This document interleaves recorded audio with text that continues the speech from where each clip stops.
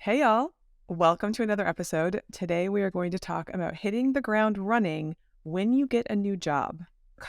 You and I have both very recently taken on new roles, and this is a very timely topic for us. So, I would love to hear from you. What are the first things you do when you start a new job? I think the difference, I am different as a manager, starting a new role as a manager versus starting a new role as IC. It's a great point. Because the thing as a manager, I recognize that I don't want to be the person that comes in and just changes things up, because I've had managers and bosses and directors, VPs that do that. And it's super annoying because they don't know the culture. They don't know what's going on. They think they know and they want to prove them. A lot of people that do that want to prove themselves. And I want to do that too as a manager coming in, that, hey, I know what I'm doing. Here's the value that I'm bringing to the table. But honestly, the first, 2-3 weeks is about listening, what's going on today, what's going on in the culture, what are on people's minds, the people that's on my team, but also above me, like what do they care about, and just listening. Whereas as an individual contributor, I'm coming in and I still want to know all of that stuff too, but it's more about how do I make an impact as a designer and all of the tactical things about understanding where all the files are, understanding the brand, that kind of stuff. How about you? What do you think about? Okay, so one of the things I like about what you said was you pointed out that you have learned from what you didn't like other people doing, which I think is really smart. We all have these things we see people around us, new people doing, where we're like, man, that is just annoying. And so remembering not to do that, I actually think is harder than it sounds. Like by the time you're a new person, you might end up making all those mistakes. So super thoughtful to not do that. And one thing I think is fun about this moment in time is that you just started a new role as a people leader and I just started a new role as an IC. So we're really coming at this from the two different angles of the different things that you need to consider when you're starting a new role. So great timing for this topic. It's almost like we picked it on purpose. Talk to me a little bit more. So you listen to your team and it sounds like it's very people centric. Are there other people things you consider? Are there product things you consider? How do you think about those first kind of small list of things that you do? No, that's a good point. Because I think you have to know the product. You have to know the industry. You have to get to know everything about that company. There's a lot of things that you need to know to build and design the right thing. So yeah, you're totally right there. As a people manager, it's a little bit different maybe. You have to know all of that stuff and the people stuff and the culture stuff. But I think the people and culture stuff takes priority. I'm not 100% confident in that because it does depend on the company. Yeah, I think you're right. So for me, as a designer, I think about the organization so much, especially as you get more senior, you kind of have to think about organizational impact and not just the impact of your work on the product. And so it's like little concentric circles. So there's the product and there's my work on the product. So where are the files? Where are the templates? What are the standards that we're using? And then outside of that, okay, I need to know more about our customers. What do they need? Who are our customers? And then you kind of get bigger and bigger. What's the business that we're in? What are we trying to do as a business? And can I have an impact on that? So I feel like that's all kind of things I try to quickly understand, just, broad strokes around the product. But to your point, there's all of this organizational stuff that's really important. So who are the people I work with and what are their priorities? And then, what big problems are we trying to solve as a company right now? What big problems is my team trying to solve right now? And sometimes you got to be like, I know enough. It'll take me time. So that's definitely where I'm at, is it's going to take me time. Yeah, I think when you're talking about the different people that you need to talk to, I think even as I see those one-on-ones, leveraging the fact that you're new, I think is great, because the manager or director, whoever hired you, usually gives you a list of people that you should talk to. I think when I was younger, I just went by that list. But as I get older, I realize, oh, it's an incomplete list. This is what the hiring manager is seeing. It's a priority of importance, but there might be a ton of different connections that you might be introduced to that you should connect with. So just tactically creating your own set of people that you want to connect with, and then setting up one-on-ones is probably pretty critical. So if in a meeting, Super smart.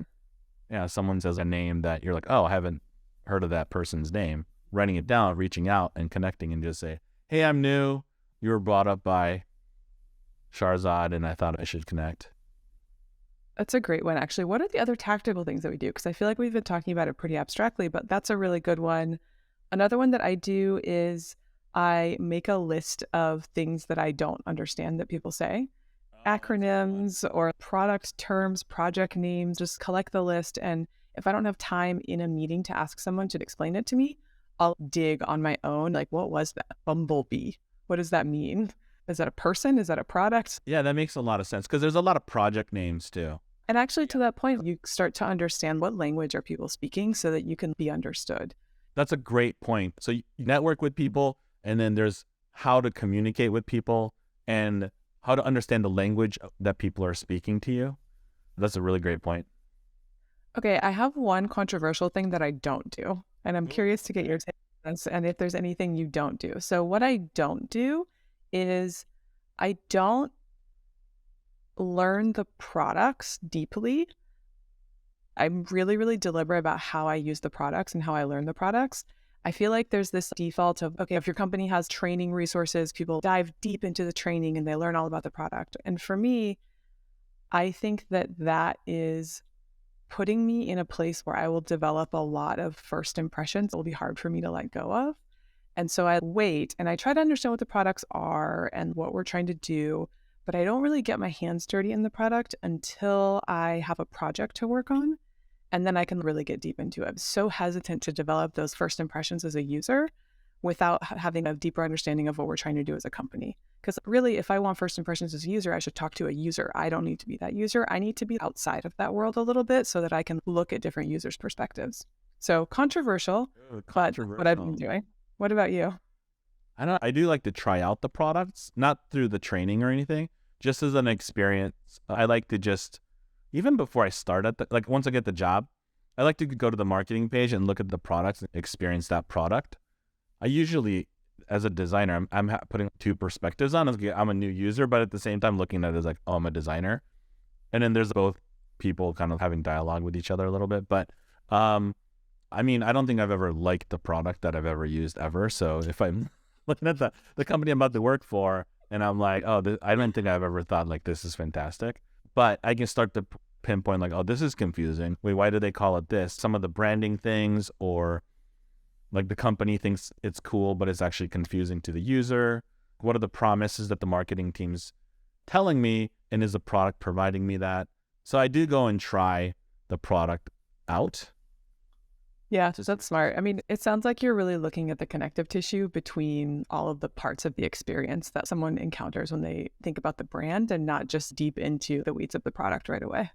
yeah. At some point, I think it's important to go into the weeds of the product. But initially, yeah, some Yeah. of that training stuff, it is like a justification or like workarounds to something that's broken. You don't want to normalize the weird workarounds that get created. Because once you get that training, it's like, how do I do this thing that I want to do? Oh, it's hidden behind three different menu layers. Of course, everyone knows. Yeah. And it's like, if Yeah. I knew that, that's fine. But if I did it, then it frustrates the hell out of me. I take a note of it to like have to fix it later. So you started a new job. What surprising or sort of unique things do you do? Well, I mentioned getting the one-on-one and then finding the right people yourself. But I think writing your own onboarding plan, not being afraid to do that, I think is a really good idea because it's like a research project, basically. Start listing and start understanding who the people are that you need to talk to. How does this company communicate? What is it about the company that makes it unique and exciting to work at? What's the industry that you work in? What's the product? That's super smart. You're basically treating the job like a research project. What is Yeah. it that I need to know? And I'm going to make a plan and then I'm going Yeah. to deliver on that plan. And you, the employee, the newly hired, is the user that you're designing it for. So you're kind of designing your onboarding plan, but also how you're going to succeed at this company. I think initially it's the people, because if the people who know the most is going to point you in the right direction. It's like key people, like the people who are really well connected or well Yeah. resourced. And it's not necessarily the hiring manager or the bosses. When I was at Amazon, there was a woman that was on my team and she'd been at the company for like 8-9 years or something like that. She worked as an engineer, as a prototyper, as a designer. She knew where everything was. And if she didn't know where it was, she'd know who to talk to and where to look for it. So not necessarily the most influential, but she knew where everything was. Any question that I had, I knew I could just go to her and ask her the questions. And then either in 5 seconds, she would give me an answer, or in a couple of minutes, she would help me find an answer. So somebody like That's that, awesome. So Yeah. finding that person really helps a lot. Honestly, it does. I feel like no matter how robust a company's knowledge management is, there's still, we all navigate through people, especially at bigger companies, even at smaller companies. I've been at 20 people companies and we still navigated through people. You got to connect with other people and, you can really only find the information that you need and the kind of context that you need by talking to other people. Yeah. And I think looking at artifacts could help too. Because something that I noticed that different companies communicate in different ways. And so Amazon, for example, is a doc writing culture. It's really a doc writing culture. So even if you're a designer, a PM, whatever you are, you write Word documents. Yeah. And once I realized that, the projects moved a lot smoother and the influence became a lot bigger. I think what you're saying is, what are examples of successful artifacts? Finding those examples of successful artifacts is so important because it helps you understand how people move things forward. For me, in my new role, I kept trying to figure out, I'm trying to initiate a project, but I keep inviting people to kickoffs or coordinating with people and the project just isn't happening. It's like no one understands the project is happening. And then I realized there's a kickoff template. And the only way a project happens is if you publish this kickoff page. And that's how a project happens. And so for me, it was a moment of, oh, right, I need to look for examples of successful artifacts, not just from the end deliverable, but actually projects like from the one end of the project to the other. What was a successful project and what were the artifacts that went with it? Because that'll tell you so much about how a company communicates and how work happens. So that's one I think is really worth, as we're talking, I'm like, oh yeah, I got to do more of this at my current role because it would really help me. That's one thing I think not every company tells you that's how they communicate. So it's probably a really great way to see that, oh, that artifact that was transmitted to you is how communication happens at the company. So it could be Google Slides, like the docs I was talking about, or here's another one at Amazon. They use the wiki a lot. So anything that anybody gathers that somebody else at the company can benefit from, they just post it on the wiki. When I was working for Amazon in Japan, I did research on understanding, capturing what Japanese culture is and how it's different from Western culture. So I talked to different customers, but I also talked to my dad and mom who's Japanese. And I'm like, what's this about Japanese culture? So I wrote this report, but I posted it on the wiki. So it wasn't the Word document that I was talking about because that's more like project stuff. It was just general information about Japan and how to understand Japanese culture. So I wrote this thing and it was for Amazon Music. So I wrote a little bit about music culture in Japan also. But the beginning part was just a general understanding of Japan. So I wrote that. People found it interesting. It's up on the wiki. But because it's permanently in this place of how the company communicates, I found out, I think it was 6-7 months later after I wrote it and posted up there, I'm talking to a director that's thinking about coming to Japan to manage a team there. He was talking to me about, what's it like? Should I take this job, etc.? And I was like, yeah, I wrote this report on Japan if you want to take a look. And I sent them the link and he starts laughing because he's like, I already read this. He's like, I thought this was required reading because one of the head VPs at Amazon sent it to him to read about what it's like. And I'm like, it is a completely different team. So I'm in music and I want to say he was on Alexa or something. Like he was a completely different team, but it got sent to him because it got passed around and shared. I didn't even know it had that kind of impact, but I was pretty excited about it. But anyway, just understanding that communication. I wasn't on that team very long because it was the first project I did in music, but it had this super big impact right away. I had a really similar experience actually. So new job, and there was this term people kept using over and over again. It was a term for a type of user. It was like super user, I'll call it. And everyone just kept saying, oh, the super user, the super user. And I was like, every time I hear someone say this, they mean something different. I'm really confused by this term. We also have this kind of wiki culture. And I wrote up a page where I was like, what is a super user? Here's some different things that I've heard. Here's a diagram I made of the user ecosystem. And here's some circles around some of the user subtypes. And we have a lot of variance in what we're talking about. So I literally just wrote up a page that was like, I'm confused. So many people have referenced it. People keep being like, oh my gosh, are you working on a project around this? This page was so useful. It's the best understanding I've seen of this term. Awesome. And so to your point, it's like, figure out what the communication mediums are, and then don't be afraid to put stuff out there right away, actually, because I did that within my first couple of weeks.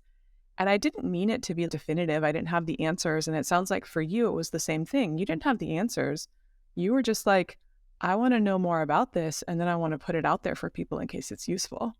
And so doing that actually helped us both have a lot of impacts that we didn't even mean to have right away. Yeah. Yeah, definitely.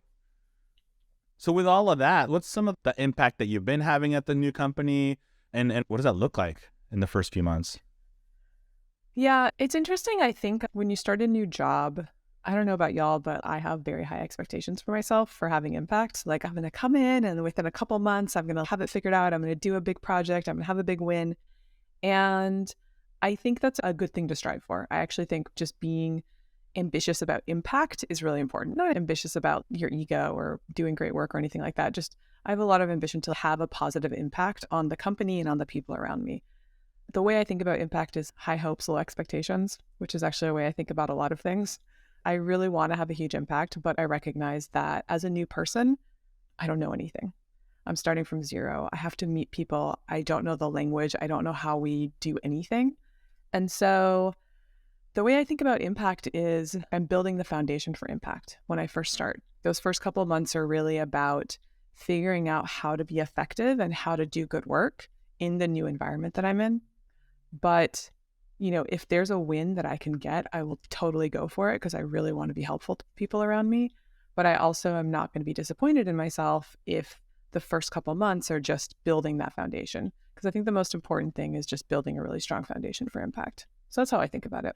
There's something that at your new company that you could potentially have this, like a small thing that could have a big level Yeah. impact? My general MO is I look for opportunities that everyone else is swirling around that no one wants to touch.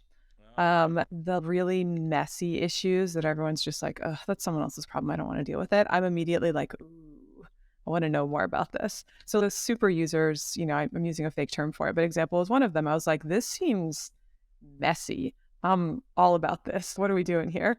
I think being unafraid of those really messy situations where everyone has different opinions, I find that I can have a ton of impact in those places because it's easy for me to go in and be like, oh, I have some more questions. You have a different opinion than this other person. And okay, I will just write it down so we can reflect on it.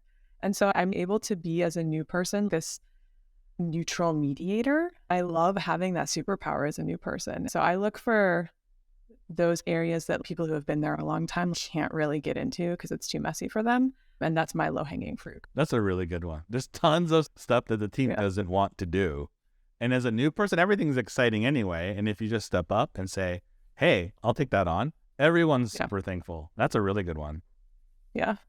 Cool. So I think we came up with a whole onboarding plan for everyone. Write your own onboarding plan and to find the right people and find that low-hanging fruit. All right. Well, thanks everybody for listening. And if you really liked what you heard today, we want to help early career designers get ahead in their careers. So if you like it, subscribe, hit that like button, and stay tuned for the next topics. Talk to y'all soon.